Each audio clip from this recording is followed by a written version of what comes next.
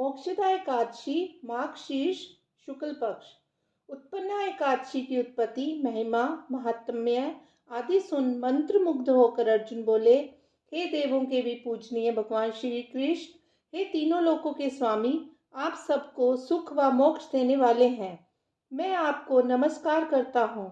हे देवादिदेव, आप हित चाहने वाले हैं, कृपा कर मेरी एक उत्सुकता को शांत कीजिए। भगवान श्री कृष्ण बोले, हे अर्जुन, जो कुछ भी जानना चाहते हो निसंकोच कहो, मैं अवश्य ही तुम्हारी उत्सुकता शांत करूंगा। हे श्री हरि, ये जो आपने माघ माह के कृष्ण पक्ष की एकादशी के विषय में बताया है, उससे मुझे बड़ी ही शांति प्राप्त हुई। अब कृपा करके माघ माह के शुक्ल पक्ष में जो एकादशी होती है उसके विषय में भी बताएं। उसका नाम क्या है, उस दिन कौन से देवता की पूजा की जाती है और उसकी विधि क्या है, तथा उसका व्रत करने से मनुष्य को क्या फल मिलता है।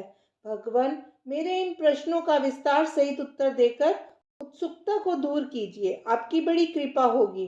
भगवान श्री कृष्ण बोले, हे कुंती नंदन, तुमने अत्यंत उत्तम प्रश्न किया है, इसलिए तुम्हारा यश संसार में फैलेगा। माघ माह के शुक्ल पक्ष की एकादशी अनेकों पापों को नष्ट करने वाली है। संसार में इसे मोक्षदा एकादशी के नाम से जाना जाता है। इस दिन श्री दामोदर भगवान की धूप दीप नैवेद्य आदि से भक्ति पूर्वक पूजा करनी चाहिए। हे अर्जुन, इस एकादशी के व्रत के पुण्य के प्रभाव से नरक में गए हुए माता पिता पितर आदि को स्वर्ग की प्राप्ति होती है। एक पुराण में इसकी कथा इस प्रकार है, इसे ध्यान पूर्वक सुनो। प्राचीन नगर में बेखानस नाम का एक राजा राज्य करता था। उसके राज्य में चारों वेदों के ज्ञाता ब्राह्मण रहते थे। वह अपनी प्रजा का पुत्रवत पालन किया करता था। एक रात्रि को स्वप्न में राजा ने अपने पितरों को नरक की यातनाएं भोगते देखा। इस प्रकार का स्वप्न देखकर वह बड़ा ही व्याकुल हुआ। उसके बाद वह बेचैनी से सुबह होने की प्रतीक्षा करने लगा। प्रातःकाल होते ही उसने ब्राह्मणों को बुलाकर उनके समक्ष स्वप्न की बात बताई। हे ब्राह्मणों, रात्रि को स्वप्न में मैंने अपने पितरों को नरक में पड़ा देखा और उन्होंने मुझसे कहा कि हे पुत्र, मैं घोर नरक भोग रहा हूँ, मेरी यहाँ से मुक्ति कराओ। जब से मैंने उनके ये वचन सुने हैं तब से मुझे चैन नहीं है। मुझे अब राज्य, सुख, ऐश्वर्य, हाथी घोड़े, धन, स्त्री, पुत्र आदि कुछ भी सुखदायक प्रतीत नहीं होते हैं।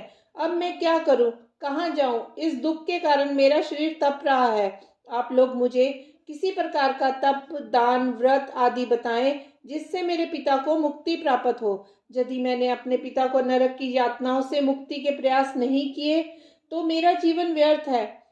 जिसके पितर नरक की यातनाएं भोग रहे हों, उस व्यक्ति को इस धरती पर सुख भोगने का कोई अधिकार नहीं है। हे ब्राह्मण देव, मुझे शीघ्र इसका कोई उपाय बतलाएं।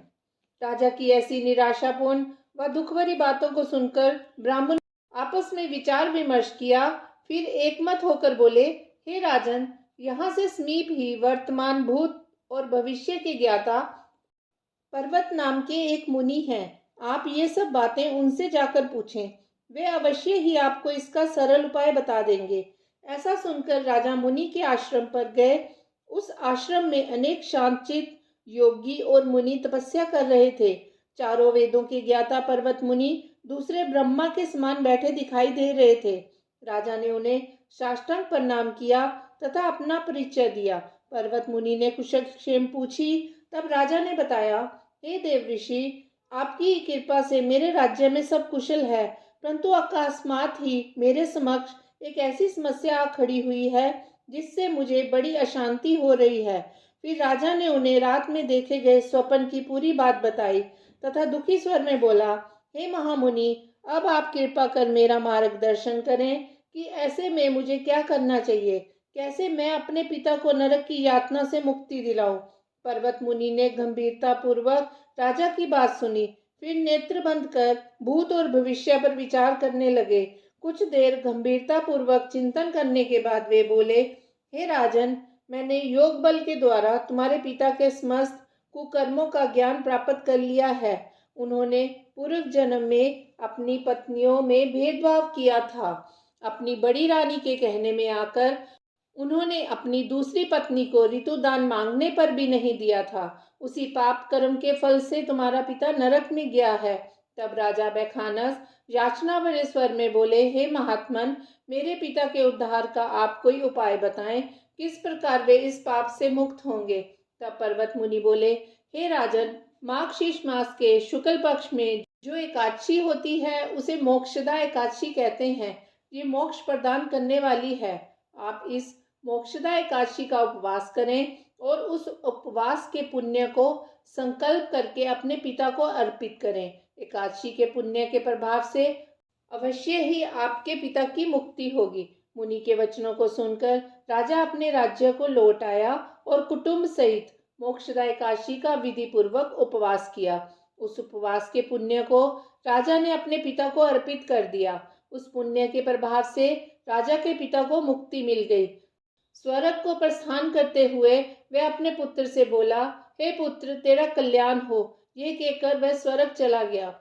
हे अर्जुन, जो मनुष्य मार्गशीर्ष माह के शुक्ल पक्ष की एकादशी को व्रत करते हैं, उनके समस्त पाप नष्ट हो जाते हैं और अंत में वे स्वर्ग लोक को पाते हैं। इस व्रत से उत्तम और मोक्ष प्रदान करने वाला दूसरा कोई भी व्रत नहीं है। इस कथा को सुनने व पढ़ने से अनंत फल मिलता है। ये व्रत मोक्ष देने वाला चिंतामणि के समान है, जिससे व्रत करने वाले की सभी मनोकामनाएं पूर्ण होती हैं।